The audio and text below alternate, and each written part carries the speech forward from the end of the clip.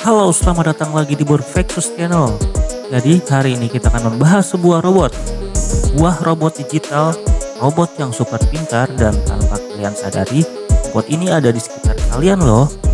Jadi, inilah robotnya.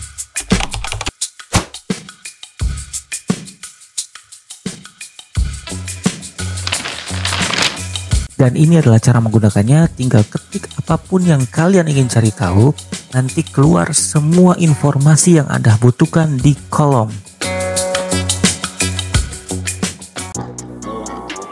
Pernah gak sih lo mikir, kok ChatGPT kayaknya tahu segalanya ya? Dari bantuin ngerjain PR, bikin isi cinta, sampai ngoding dan ngasih saran bisnis. Nah, di video ini kita bakal kupas tuntas gimana sih sebenarnya cara kerja ChatGPT. Dia dapat info dari mana ya? Dan apa iya dia benar-benar tahu segalanya? Yuk kita mulai. Sebelum kita mulai, jangan lupa like dan subscribe agar kalian tahu update video terbaru dari kita.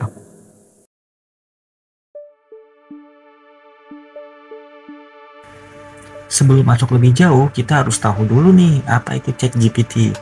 ChatGPT itu singkatan dari Chat Generative Pre-trained Transformer. Ya, namanya ribet, tapi simpelnya dia tuh kayak robot pintar yang bisa ngobrol sama kita pakai bahasa manusia.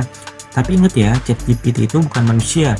Dia nggak punya perasaan, nggak punya kesadaran, dan nggak tahu apa-apa secara pribadi.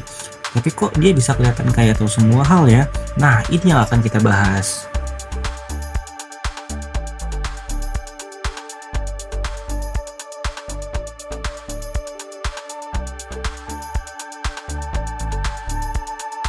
Oke, jadi gini, ChatGPT itu pinter karena dia tuh udah dilatih pakai data.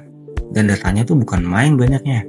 Dia tuh belajar dari buku-buku, artikel berita, Wikipedia, forum-forum kayak Reddit, blog dokumentasi teknis, sampai kode-kode dari GitHub. Bayangin aja, otak manusia dijijelin hampir seluruh internet publik. Ya gitu deh ChatGPT. Tapi penting banget nih, dia nggak bisa browsing langsung. Jadi kalau lo nanya, dia nggak googling dulu, dah sangat ngomongnya. Jawabannya tuh kayak apa yang udah dia pelajarin sebelumnya.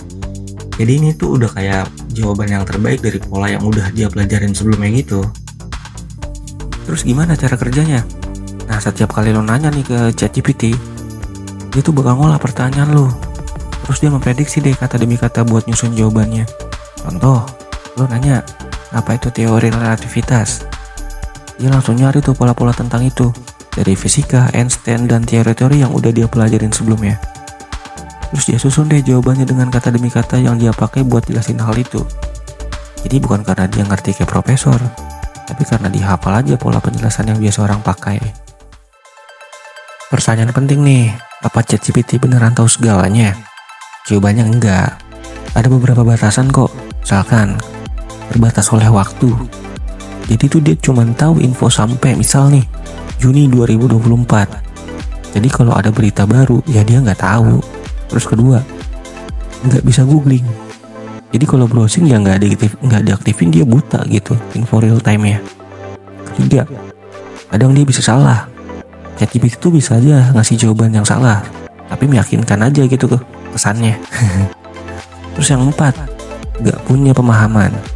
Dia itu mesin yang disusun kata-kata aja, bukan mikir. Ya, jadi tetap harus kritis dan jangan telan mentah-mentah apa kata dia aja gitu. Terus kenapa ChatGPT bisa kelihatan keren dan jenius gitu? Ya jelas, data latihannya banyak, teknologinya rumit dan keren juga. Bisa ngerti konteks, jago banget lagi niru gaya manusia. Makanya dia bisa bikin pantun, ngelawak, jawab serius, bahkan debat santai. Tapi semua itu hasil dari prediksi, bukan dari pemikiran. Jadi dengan kemampuan itu, ChatGPT itu banyak banget manfaatnya. Bantuin belajar, nulis skrip atau caption, ngoding, nyari ide konten, nyari terjemahan, sama banyak simulasi percakapan. Tapi ada juga nih sisi gelapnya.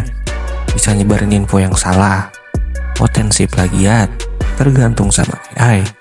Bisa disalahgunakan juga tuh buat berita hoax atau manipulasi. Makanya penting banget buat pakai dengan bijak. Jadi kesimpulannya tuh ChatGPT tuh nggak sakti-sakti banget lah. Tapi dia tuh kayak semacam alat powerful gitu. OP lah kalau bahasa sekarang. Dan dia kelihatan kayak tahu segalanya ya karena emang dilatih dengan data yang gila-gilaan. Terus tugas kita gimana? Ya gunain dengan bijak lah dan bertanggung jawab juga.